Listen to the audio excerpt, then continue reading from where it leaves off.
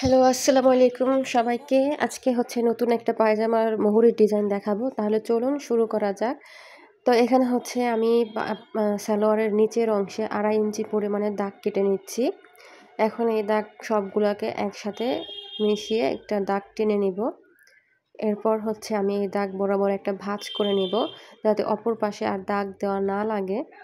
এখন আমি এই ভাঁজটাকে টান করে ভাঁজটাকে খুলে এখানে দাগ বরাবর আমাদের যে লেসটা লাগাবো সেই লেসটাকে উল্টো সাইড করে রেখে এইভাবে কাপড়টাকে মুড়িয়ে একটা সেলাই করে নিব। হ্যাঁ, তো সেলাই করা হয়ে গেছে। এখন আমি এই সেলাইটাকে এভাবে মুড়িয়ে দিব, তাহলে হচ্ছে আমাদের মুহুরির লেস লাগানোটা হয়ে যাবে। এটা খুবই সহজ, একটু ভালো করে খেয়াল করলেই বুঝতে পারবেন। এতে করে আর কাপড় কাটার কোনো ঝামেলা নেই মুহুরির কাছে লেস লাগানোর জন্য। এখন হচ্ছে উল্টো সাইডের কাপড়টাকে আমরা একটু ভাঁজ করে নিব।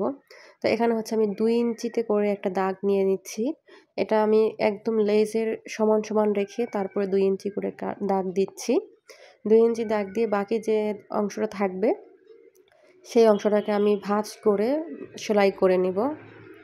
এখন দেখতেই পাচ্ছেন আমি কিভাবে এটাকে ভাঁজ করছি। ডিজাইনটা দেখতে অনেক সুন্দর লাগে, যে কেউ ইচ্ছে করলেই বানাতে পারবে।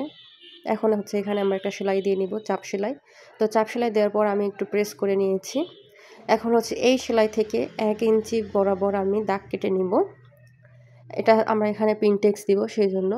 তো ১ ইঞ্চি বরাবর আমি এভাবে এখন আমি এটাকে সমান করে একটা দাগ টেনে নিচ্ছি বোঝার সুবিধার্থে, যাতে পরে বুঝতে অসুবিধা না হয়। তো আমি এরকম আনুমানিক ১ ইঞ্চি ১ ইঞ্চি করে ৪টা দাগ টেনে নিব। হ্যাঁ, এখানে হচ্ছে আমাদের ৪টা সেলাই হবে, সেজন্য হচ্ছে আমরা ৪টা দাগ টেনে নিব।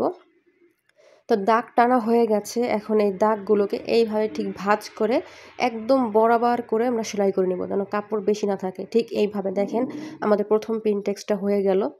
তো আমি বাকি ৪টাও একসাথে করে নিলাম। এখন দেখেন এটাকে আমি প্রেস করে নিব। প্রেস করলে দেখতে আরও সুন্দর লাগবে।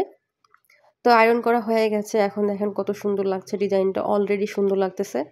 তো এরপর হচ্ছে আমি সেলাই থেকে যে প্রথম পিনটেক্সটা করছি ওটার আনুমানিক যে মাপটা আছে সেই মাপ বরাবর আমি আরেকটা দাগ টেনে নেব উপরের দিকে, যে এখানে আমাদের হচ্ছে ২.৫ ইঞ্চি ছিল। তো ২.৫ ইঞ্চি বরাবর আমি দাগ টেনে নিচ্ছি, সোজা করে দাগ টেনে নেব। এখন এই দাগ টানার পরে এর উপর হচ্ছে আমরা লেস রেখে ঠিক যেইভাবে আমরা মুহুরিতে সেলাই করলাম ওই নিচের লেসটা ঠিক সেইভাবে সেলাইটা করব। তবে এবার হচ্ছে আমরা লেসটা একদম সোজা পার্ট রাখবো, যেই পার্টটা হচ্ছে ফ্রন্ট সাইড সেটা রাখবো, উল্টো পার্ট আর রাখবো না।